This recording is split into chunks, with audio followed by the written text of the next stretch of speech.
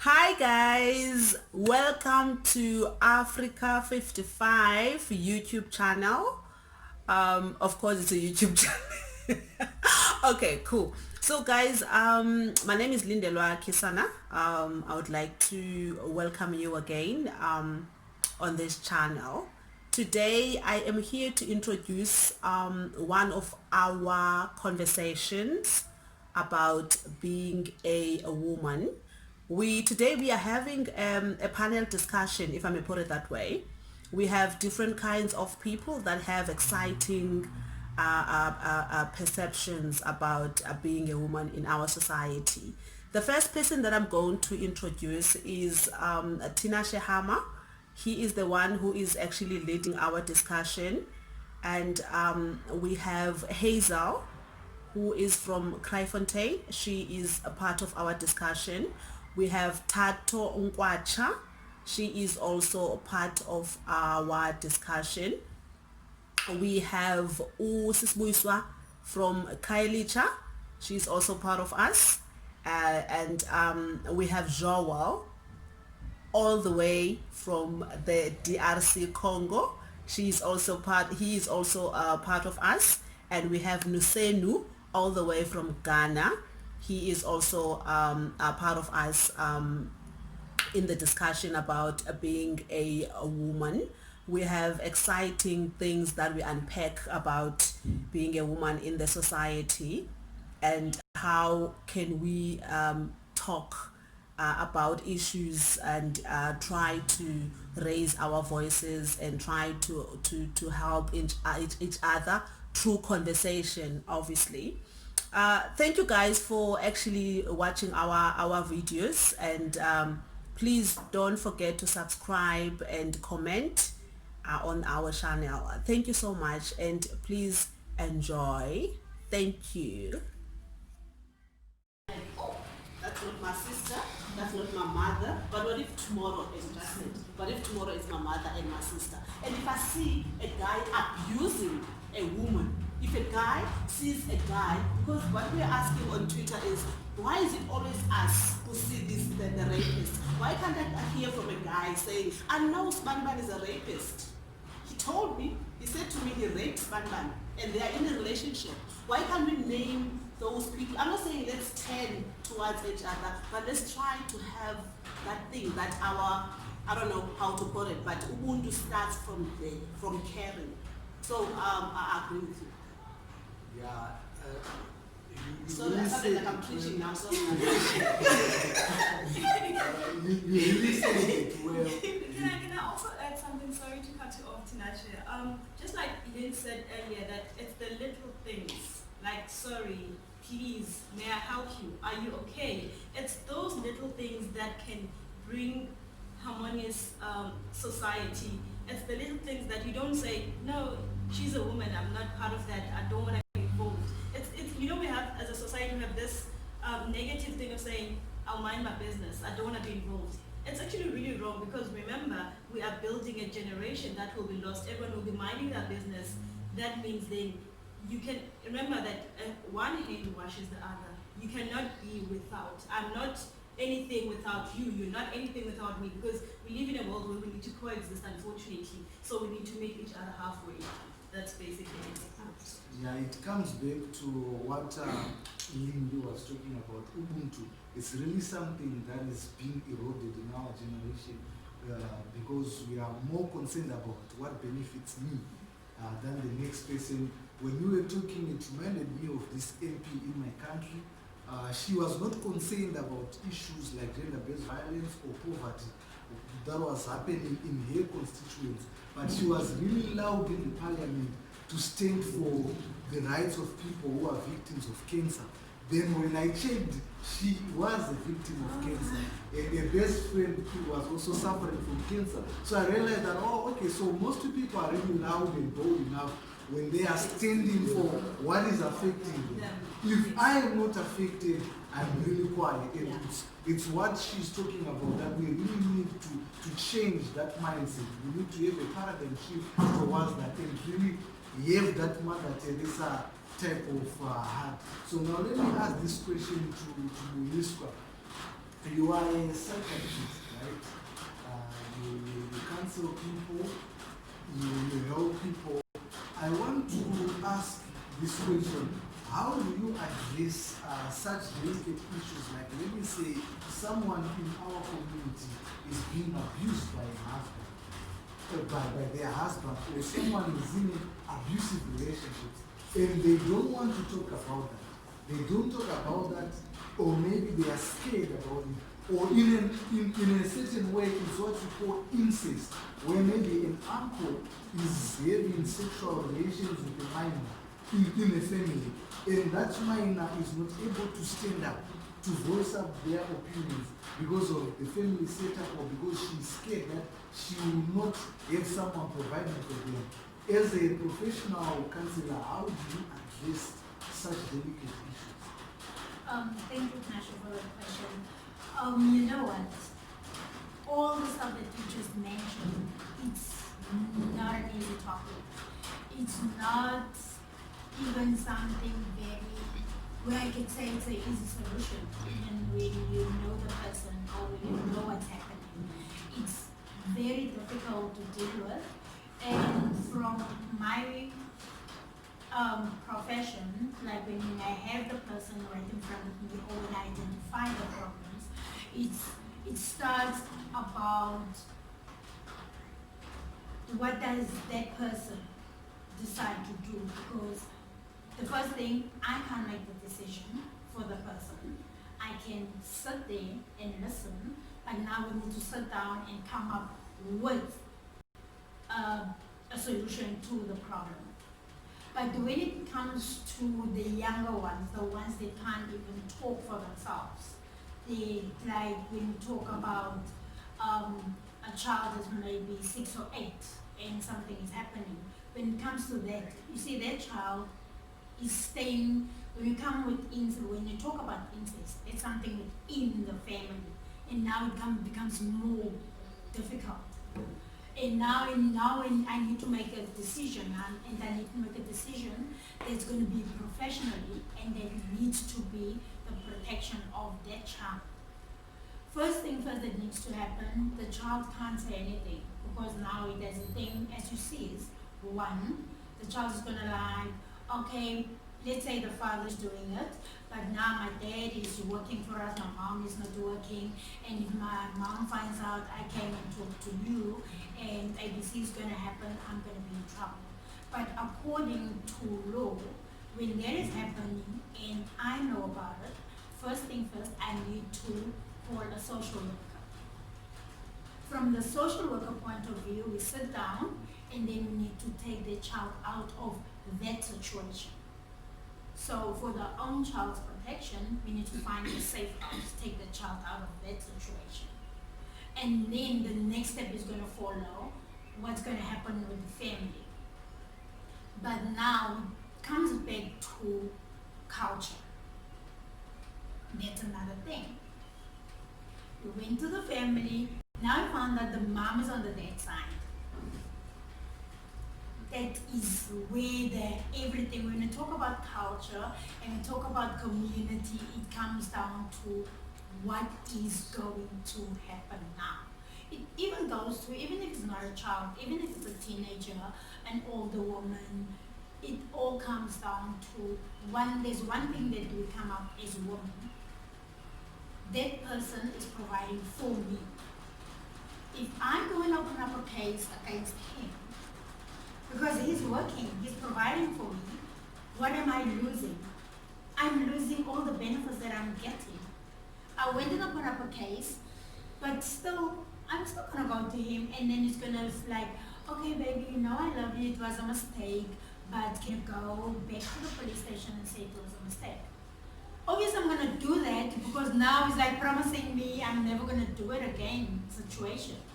I'm gonna go back and nobody's gonna support me. And there's one thing that I'm not saying the police are not doing their work, some of them are doing the work, but it's all about, we are the person who went back and I'm like, I'm withdrawing the case. And it's it. And then when you go back, then the police are going to tell you, do you remember you did the same thing? and you came back and you withdraw the case. So what difference is going to make Which is when you which? come back again? Mm. Which is which in the situation? And even if you come back to a counselor and you tell me that story, I'm going to like, okay, I hear that you said you did this and you went back to this. Now, let's see, what's the difference you're going to make that you're not going to do the same thing? Because I need to hear from you. It's not like a 2-year-old or like a 3-year-old. A 3-year-old is in the government's hands, but their child can't talk for themselves. Government needs to stand for their child. But always, as we know, it's not working that way. The child always gets back to the same situation again and grow That's up it. in that same house. So it's like, it has to do with culture, it has to do with, as you are saying, Ubuntu. We used to practice that a lot. It's not about that anymore.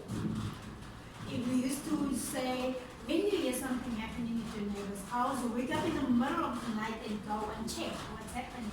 It's not happening. It's like, no, it's not my problem, it's their problem. They need to sort it out situation. It's all about what does the community do. So basically we as like working as counselors, psychiatrists, or people working in the field, sometimes it's easy, it works out, but sometimes it doesn't. Basically what I normally would say, I would normally say it sometimes backfires because now it becomes, you told me to go and do this and now I did it and now it backfires. Basically you didn't, you asked, what are you deciding to do? Because I can't make a decision for you. So you get to be blamed as well. Yes, you do. Even though I'll say, okay. By victims. By victims. You're like, okay, what are you deciding to do to this? And now you give me the situation. I'm like, okay, I'm deciding to get out of the relationship and move home, for instance. But then you find out, even though there's a pattern in every single thing. There's a pattern. There might be a reason why she moved from her house and go and be with this boyfriend, even if she doesn't stay with this boyfriend.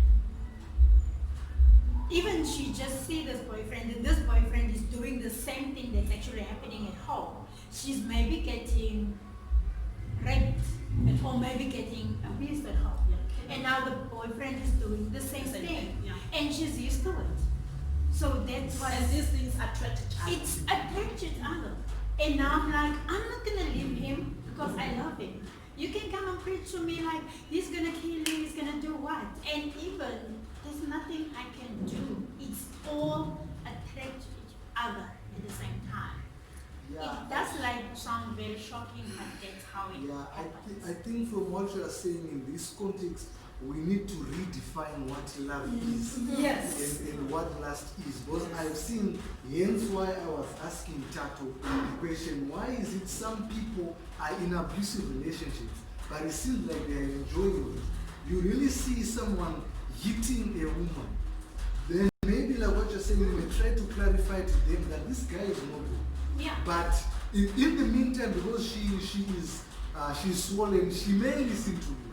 But after that, you see they are back together, and now you are the enemy. Like I've tried to. It's not like I interjected, but somebody called me and told me that something is wrong with their girlfriend, and they started to put their out and say, "Oh, for real, she is a slay queen. Just leave her." I started to say some crazy things about that person, but after 2 days, I saw them updated their status like they are back together, and now I'm the enemy. Then from there, I just realized, okay, I need to keep quiet when something like this is happening for you. You won't take sides like what you're saying, but I think we need to redefine what love is. Exactly. Because most people, they have a misconception about what is love. You can't say the person who is hitting you is the same person that says that they love you. It's really But you not know what, important. Nash, let me tell you this. He hit you today. Tomorrow he wakes up. Then he's going, oh, maybe it was a mistake. and then it's the honeymoon phase. And the whole, I'm telling you, and then it's like, he's going as far as, I'm gonna pour you water, I'm gonna do whatever. Yeah.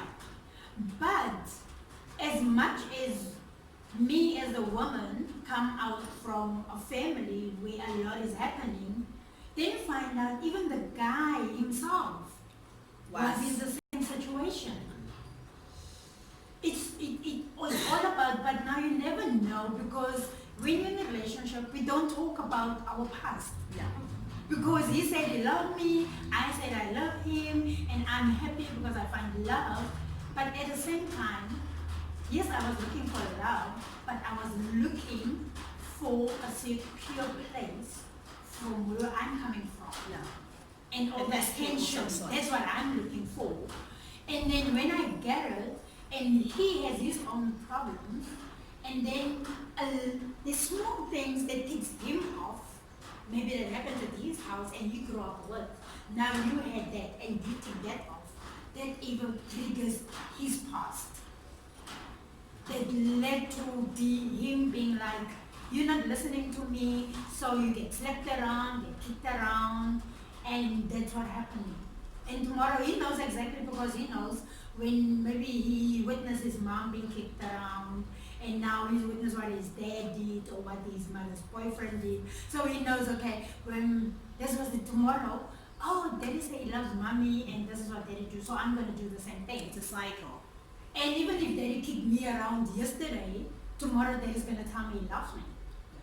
So it's the same thing. It's not only women that get in that, even men get in that. So basically it's that when we get into relationships, we don't discuss our past. We discuss things of, we love each other. Wow. If I get to you, I'm not asking where you're from, what are you doing. You're not asking me where I'm from. It's all about, I love you, and this is it. 100%. I just want to jump in there. I think you said two things that you said we need to define love. From what she's saying, I think we need to introduce communication, because if a boy child was abused and beaten up and witnessed abuse at home, that doesn't mean he must transfer it to the lady. So I think communication, we need to have clear communication. And it's tricky. I'm gonna come, sorry. It's tricky because men, I once asked you if you guys understand the burden that the society is actually giving to you to say a man does not cry. It starts there. So, no, it's a young girl. We need to start from that age to tell them that cry. We don't have to force, let's not force blue, let's force all colors. They must wear neutral colors, so that when they get into a relationship, they are able to open up and listen, baby, I was abused. My uncle slept with me. My uncle did this to me. And then if you love, that's where love is gonna come. If you're attracted by muscles, when she starts communicating with you, telling you the truth, you're gonna run away. But if you're attracted by the personality, by this person, even if he tells that I was raped, as a man that I am, I was abused, then you're gonna say, I love you, baby, with your scars. So we need to redefine life and introduce community and communication at a younger age. And we need to not enforce the thing of saying a guy does not cry. A guy must cry. Guys cry, please. Exactly. Okay, Yose wanted to say something. I don't know if I still remember what I wanted to say. It's getting not have been said. I don't know what to address now. I don't know. Maybe we can just, as then I would. But Because in it that comes to way, it now, come the men must cry. But another way, the men must. I don't agree with men mustn't cry situation. If you don't cry, there is a problem. No, I cry inside. No, that's what the problem is. That's why the problem is. The crying I inside. feel myself inside, but you're not gonna see me. My No. weakness. Can I also I add get that, but not I'm gonna physically show you crying. my strong side. Not physically, but let's talk. Cry by words to your parents. Yeah. You are in a room. You Yeah, put I yours always there. cry to my friends, close friends. Yes. So I'm gonna tell him everything. And when I said I'm feeling good. Okay, But but you can can't. I say something that, you know, I remember You have been told that men don't cry. Yeah. Men don't cry. Even if when you were still a young kid, you know, men don't cry. You are going to be the father of the house. You are going to be the breadwinner. You're going to fend for a woman. You're going to do this for you. You know, that's what we've been Can I told. also say something? I think our community puts so much burden, like Lynn said, on man, that even if you feel like the world is against you, you cannot do this anymore, you don't want to show to the world. You want to keep crying inside, crying inside. Tomorrow you're going to meet a young lady that you think you love, or maybe you really do love. You won't be able to express yourself. The only way to express yourself will end in I love you, have sex, this. But when it comes to communication, get to mutual decisions, you won't be able to be part of that because you're crying inside, you're not opening up. And now it's going to carry on to the next generation where we say, men don't cry. And we're going to have a generation that is full of anger because what you keep inside is going to be a problem. One day it's going to take you off. Don't talk to yourself. Talk with the people. Guys, you are correct. But another way, this way, yeah, I need to talk. I always talk. Yeah. Talk. Take it out once. Yes. The complaint, that Oh, complaint, yes. take it out. But the men, Don't cry. Anyway, now, you know, what he's saying, I think Uniswa can agree with me from a professional point of view. There was a documentary that was shown on SABC about this conversation that men should not cry. So I saw two narratives coming out. There was another part of the people that were saying, no, we are strong, we are tough, and we don't cry. A man must not cry. Then other men were saying that when you bottle up these emotions, you're gonna die inside. You keep inside. Yeah. Professionally, I realized that it says that healing also, just by crying, you heal. Yes. Because you are letting go of this anger, these emotions. Yeah. That's why even some people can punch something. Yes. You try to release something. Yes. I am a poet. Sometimes I don't write for entertainment. I write just to heal, Yes. to release these emotions. Yeah. So maybe sometimes that's why now Tato is saying that we now have a bitter generation where if you do not cry sometimes, according to his context, he's saying that he has another way of crying, but he's crying, which is good. Sometimes now it will reflect on your social media now. Yeah. I'm seeing some men, I'm seeing some women who are fighting bitterness, who are fighting something that they are not seeing. They try to cover their insecurities with things, maybe posing on a nice car, just showing that I've achieved this, I've made this. You think that you are stealing something, but it's a reflection of the brokenness that is inside of you that you have been allowed to heal. So maybe like what you're saying, talking to a professional person, it can help, or he doesn't want to cry. Cry is what I feel. It can also help. I'm also saying, my friend, yes. You're gonna do But remember, you're not in love with your friends. Yes, there's things that you can discuss with your friends. You know this and this thing. Or another way is this way. But go ahead. When I'm feeling something, You write a poem. no, I'm going to pay. Yeah. Painting. Yeah, That's expressing yourself. And Yeah, expressing myself, this yourself. artwork is gonna be there, but once I saw the work in the future, I think about what was happening. It's like, it's beautiful. Okay, don't know the story about this. okay, maybe one day we shall have this conversation about crying. Because, you know, I'm also talking from a pastoral point of view, you know, pastors. Those are some people who are supposed to be strong, in quotes, but they are breaking up. And because the congregation don't want a pastor to say that, maybe some pastors get sick and he prays for the sick. So you cannot come and say, I have cancer or I have a headache. Because you are supposed to deliver. You must not come and say that, you know what, we are hungry because he preaches, God provides. So everybody expects the pastor to be smiling and the pastor's family to be all in smile, but deep in their hearts they are breaking. I heard of a pastor in Zimbabwe who committed suicide. He had a lot of debts and he just climbed down, then he died. And the people said if he opened up, we would have helped him. So maybe sometimes it's really to open up, but like what you're saying, maybe we should know where to open up to. All right, we are about to round up our discussion. We'll give the chance to the audience, but I want to ask Two questions to Hazel and Lindy. The first question that I have is for you, Lindy. The Miss Universe website suggests that the main obstacle, the number one obstacle that is hindering women to fulfill their purpose is lack of confidence. They did a research, they discovered, they propounded that lack of confidence in oneself is hindering a lot of women to achieve their goals. So, Lindy, I know you as a very humble and confident person. I just want to ask you. No, I don't know about that. I just want to ask you, how have you become such a confident figure in the society? Were you born with it or you evolved towards it? All right. Thank you, Tinashe, yet again. That is a very important point, and I can safely say that stats from Zosvini's website is 100% correct. Self-esteem is actually killing our young girls.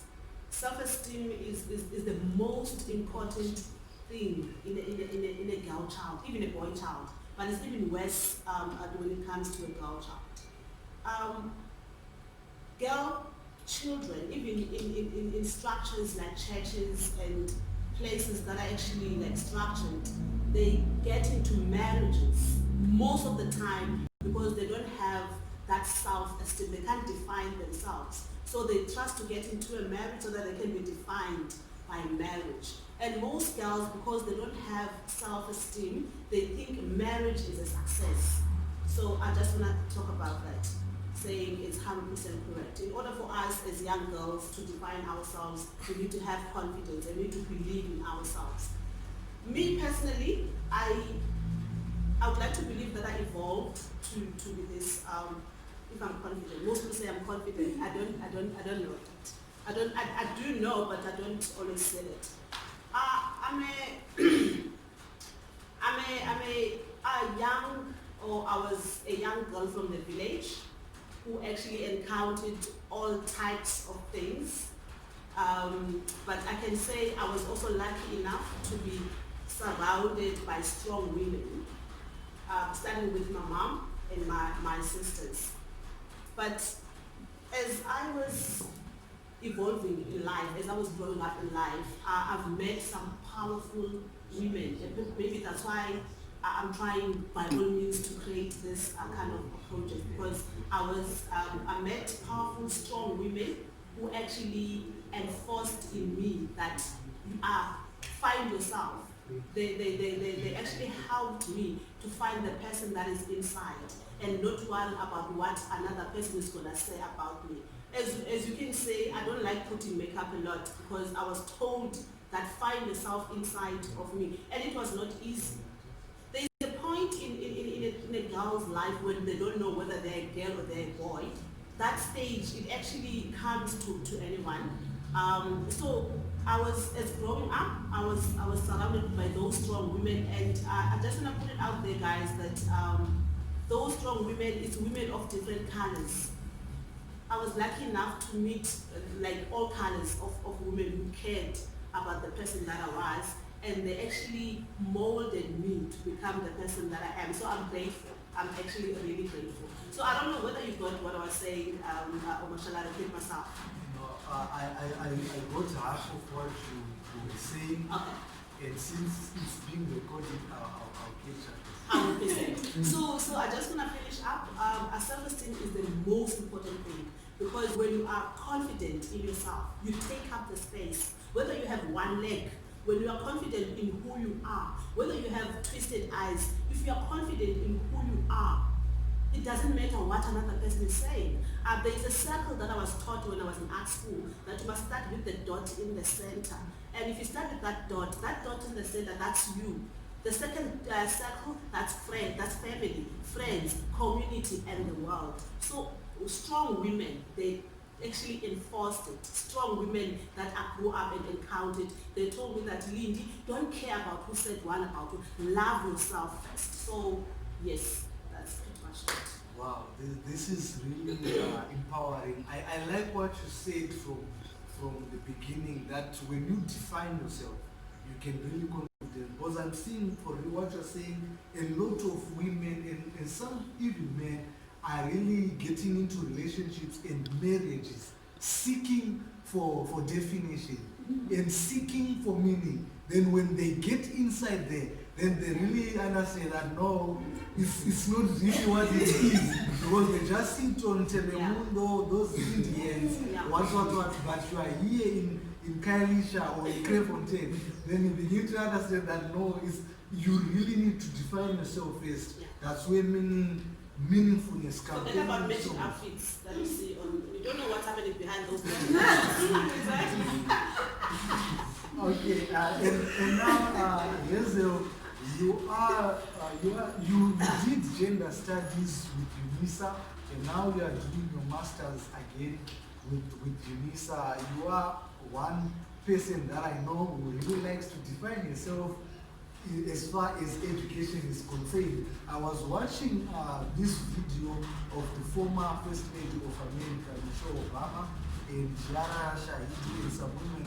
And Michelle Obama had this to say that she was just empowering women to be serious about education. She said for her that's where she got much of a confidence. She said besides having qualifications on what, education really gave her the confidence to stand. So I want to ask you, Hazel, what has education contributed in your life, and how can we use education as an instrument to make the lives of women better? Thank you very much. I think education has been so crucial, especially in my life, because it has made me to rise against the constraints that I was going through as a young girl. So, maybe it has empowered me, because as far as I can say, like, if I can define empowerment, it's just rising from the conscience, rising from everything that was hindered me before. So, as for me, I think it has empowered me a lot, because it has managed to open my mind to be like a focused person, somebody who can be a decision maker, who can think before I make any decision. So, for me to use it to help other women, I also take those other women and put them in my position before I was empowered. And I also want them to have okay, fine. The reason why we are all here is because we want to discuss, to have a solution of how to help women, how to put them above their constraints, how to put them above from their hindrance. Sorry, I'm a little bit I'm a stammer, but I'll try to express what I'm trying to say.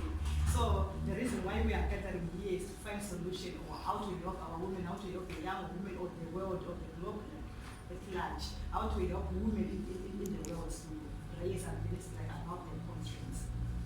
So I think I don't know how to express, but I just feel like I want to use what I have to help other women to raise above their constraints and be better people. People who cannot depend entirely on men. You cannot after being abused, you go back again and stay with your abuser. So by empowerment, if somebody is empowered, you can be self-sustaining. You can be you cannot be reliable on anybody else. Yeah. You can rely on yourself. This is me, and I'm going to focus and I'm going to move ahead this way, not going back to your abuser. I don't know if I answer the question. Wow, I really get what you're saying. It brings that independence that some women are looking. To say now I can have my own job, or I can have my own view, so that you cannot depend on other people. Alright, the last question for today, I will ask Mr. Prince. I heard that you have an article here in our magazine that you contributed. Would you mind just unpacking what is the audience? It's my recent work. I was doing a topic called sort of sacrifice simply it's a Ghanaian traditional symbol. And the meaning is going back to your roots. So going back to your root is like going for the good notes. You know, like the old days of like our past, like the ancestors, they have like good traditional like practices where they were doing. But now, due to modernization, we seem to turn like a blind eye. We don't like go back to our roots. We don't like take those good things like they used to do, like they practice like, let's say, marriages and stuff. Fine, they follow the traditional marriages and stuff, they go through the process. But they don't consider how they used to stay. How families, like maybe someone like a man can get married to like 3 women in the same house. They were staying together in the same house. How did they achieve that without no fights? The women were getting together. These days, even check for a guy to keep 2 girlfriends, unless the guy buy another 2 phones. It's like 3 girlfriends is to 3 phones. You need to like live up to that expectation. So it's some things like we are missing out. We're living in the modern world, but we're forgetting about our past. Yeah. And we need to like go back to our past. Take the good things, like what was working for our ancestors, they would pass it to the youth. And most of the youth modernization, when they were born and stuff, they don't even know where they are from, their cultural background, what is good, what is not good. And that's one thing that leads them to the bad place and bad stuff. Because if you raise a kid in the city and you don't teach them their culture, they don't know their past, they don't know that this is wrong, they will end up like learning everything or like follow the background, and they will lead them to like the wrong way. So I use the artwork to pass through like those messages, because like seeing is believing.